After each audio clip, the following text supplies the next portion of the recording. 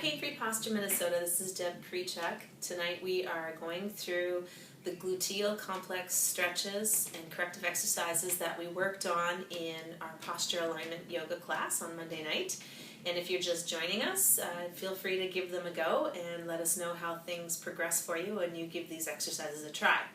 So first things first, we're going to go through the gluteal complex stretches, and I'm going to use a wall as a reference point, because if you're doing these at home and you need a little assistance, the wall is going to be your best friend. So this is where we're going to start off. Come on over. You want to set yourself up with good neutral positioning. So when you're laying down and you've got the wall as your backup, you want to make sure that your feet are about 6 inches apart, and we use 2 fist distance apart. And you can see I practice this a lot. So I pretty much had my feet ready to go. 2 fist distance at the arch. Here's my second and third toe, and we're going to use that to line up with the center of the ankle joint. And then we're going to rotate the hips inward so that they are aligned, pointing straight up at 12 o'clock, and this will match about 2 fist distance apart. And then from there, we'll go ahead and lay down. I'm probably going to scoot my hips forward just a little bit, and we're going to roll down. Now I want you to take a look or feel kinesthetically what's happening in your neck. Some of you are going to struggle here a little bit. And if your chin is poking up towards the ceiling, you're going to need to use a pad underneath your neck and to elevate it so that you get your head and cervical spine into the same alignment. So I'm going to just sit myself back up. I have a few different props here of different sizes, and you can simply use a rolled up towel, but if you've got little pads and things around, go ahead and use them. And you would just place that on the back of the head and keep propping it up until you find a place where you're able to move your chin down and it sits approximately fist distance from the chin to the chest. So that's an important key here, because we don't want to do our corrective exercises and be in this kind of a position, because it's sort of wasting your time. All right, from there, once you get everything aligned, we're going to tighten the gluteal group just a little bit to stabilize the lumbopelvic girdle. The first series of the exercise is to draw up to 90 degrees. Notice that I kept my femur in that tracking plane. Common errors are kicking the foot up or dangling down, pulling too far in. We want to try and hit 90 degrees.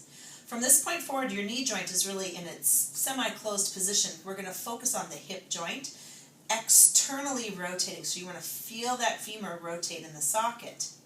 Incorrect patterning, ladies and gentlemen, is when you push on the knee, and you can see what happened here. My pelvis swung out of place, and you might not feel pain, and that's one of the problems sometimes with exercises, is in your brain you think you're doing them right, but you've gone through these compensations or joint dysfunctions, and you're not getting max benefit.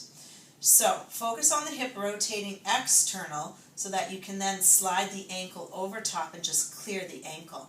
Foot should be fairly relaxed. From this point forward, we're going to again engage the gluteals a little bit, close through the rib cage, so I'm segmentally stabilizing that torso region. I'm going to go ahead and just let the pelvis roll a little posterior. Now again, if your neck starts popping up, that's your cue. Put some padding underneath there. If you can maintain it, that's perfect. Go ahead and draw this opposite leg straight up. Find that 90-degree alignment. We want to create sort of a yin and yang concept here. Engage this quad actively. The knee is closed. We're not going to push from the knee, although the knee will have some corresponding movement. Focus on this hip, externally rotating. Arms rotate so that they're open in a neutral position, shoulders back and down. I'm going to encourage you to hold this position for 45 seconds up to 2 minutes. It's going to take you some time to build up your endurance here. Nice diaphragmatic breathing into the width of the ribs. Now, you've got options to move into the next position. If you're fatigued, go ahead, take the leg down, take a little rest, maybe 20 to 30 seconds, and go into the next exercise. As your endurance improves, you can stay up there. Next progression, relax the foot down. And then from here, you're going to angle the opposite ankle over to the gluteus alignment on the same side. So I was here, step one, first part of the exercise. Now we're changing the line of pull and I'm angling over. You might want to pull those legs in a little closer and roll the shoulders down. Same ideas. Neck starts moving out of place, pad up and get everything in alignment. You want to hold this for about 45 seconds, building up to 2 minutes. Same thing as the first exercise. If you're fatigued, go ahead, take that down, take a little rest. As your endurance improves, you can move from stage 2 into stage 3, which is now we're in this angled ankle position over, and we're going to slide these two knees towards the center line. So these two things come towards one another. You're going to feel a lot of adductor pull on that. This is where sometimes the neck's really going to move on you. Pad up, ladies and gentlemen. From here, take up the hands, rotate, find the ankle, try not to pull on the soft tissue of the foot. Roll the shoulder back and down, pull the chin down, close the ribs. From here, you use some resistance pressure. Your arms are resisting and pulling the ankles away from one another. And again, 45 seconds up to 2 minutes. It's a lot of work, folks. Once you're done, I always encourage release, arms down, unthread, unwind, and place the foot down. We then simply unwind, unravel, and bring it back to neutral. Next exercise in the series. Rotate both of those femurs away from the midline, and you're going to come into, oops, we're going to move that out of the way. We're going to come into what we call frog position. Now I want you to see something here. This is the common error. A lot of folks will just turn their feet right away. They just kind of move their feet in and then they flop. What I would encourage you to do is to focus on feeling your femurs rotating in the socket. So they're going to go external. See how I've come through this equal supination of the ankle. I'm going to go as far as I can without strain. It might not feel equal in through this area here. One might be stretching, one might be feeling like it's working. That's all right. A natural curve will show up in the lumbar spine, but you're still sitting on your tailbone equally all along the sacrum. So it's a neutral pelvis and a neutral spine. Once you're there, bring the feet together, and we're going to hold that for 2 minutes. Toes touching, whole sole of the foot touching. If you don't feel too much of a stretch, pull those heels in a little closer, and that can happen over the next few days, over the next few weeks. At the end of your 2 minutes, feel the hips rotate in the socket, unravel the feet, find your neutral alignment. And I would encourage you to do just a few passive pelvic tilts. You're just mobilizing the pelvis now, and you want to do this free of squeezing your gluteals like I just did there, or squeezing through the belly. Simply let the pelvis move all by itself. Add breathing with it. Understand that the whole cervical chain is attached. So as you roll back, you're going to get some movement through the middle back up into the neck and the head. And as you go forward, again, you're also going to get movement through the shoulders, neck, and head. 10 of those. Then I would have you repeat that entire sequence on the other side. I'm going to come on up and I want to show you something to help you get started. Some of you are going to see this video, you've never worked with me before, and these exercises are just too difficult for you to do. And that's your cue to get a hold of a corrective exercise specialist. There are many modifications and places and ways that you can start these movement patterns that are much easier. And we want to always start by mitigating your pain first, so really important that you reach out and find someone who can help you find the right exercises to get into. But if perhaps you're not doing that, haven't done that yet, you want to get started, try something on your own, the first modification that you could do is simply find 90 degrees at the hip, 90 degrees at the knee, and place your feet on the wall. And you can then allow your low back just to settle just a bit into the wall. Here's that 2 fist distance again, feet and knees, arms out to the side. And from here, folks, what you can do is you can work on increasing your hip rotation. Slide that femur in, rotate the hip away from the midline, and cross over. What we want to avoid doing is that swing out. So just help yourself track. Slide that over. And you want to engage this thigh as you press this femur away from the midline. So you're going to work on increasing your range of motion. Now you see that my knee is moving, but that's coming from my hip. And you can hold that. Same rule applies with the neck as we did with other exercises. Okay, so that's your gluteal complex. Here's one modification for you. Once you're done all of that, we're going to have you come on up and you're going to test your hip mobility. So what we've been working on is coming into your full functional squat, which is to be able to drop down into this position. And you're going to see this in golf. You see it in yoga.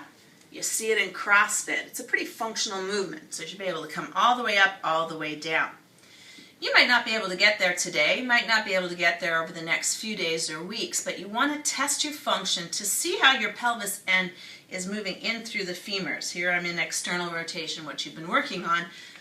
Test where you are, okay? And you've got something to measure against.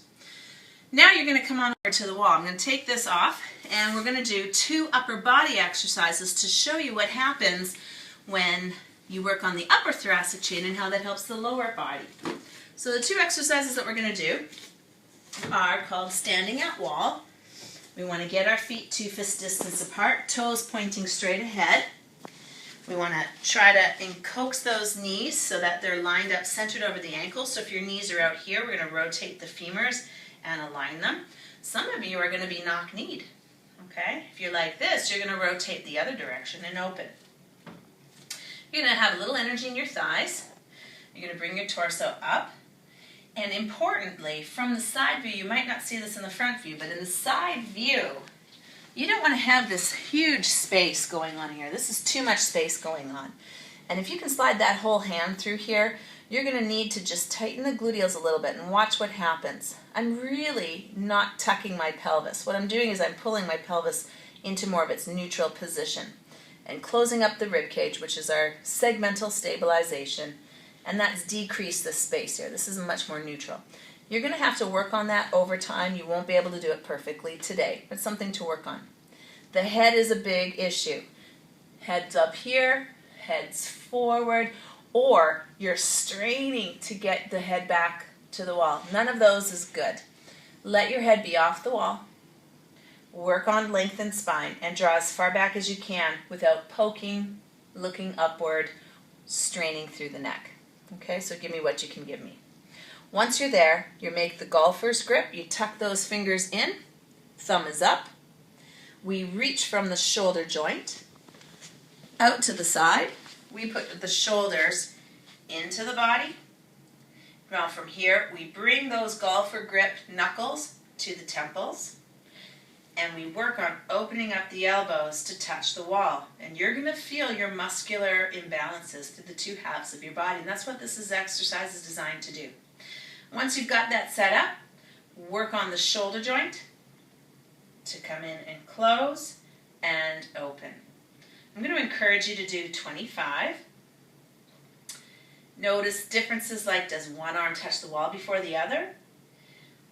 Or, for example, do I kind of rotate and pull? I'm over-exaggerating, but you'd be surprised what you're going to see. Okay? And I'm letting my spine respond to this movement here. 25 of those. Arms come out and down. Step forward from the wall. Set up that good alignment. 2 fist distance, toes pointed straight ahead, legs engaged. A little bit of gluteal activation, ribcage closure, so you're not popping and opening excessively. Try to reference what it felt like being against the wall. And we're going to do arm circles. You have that same golfer's grip.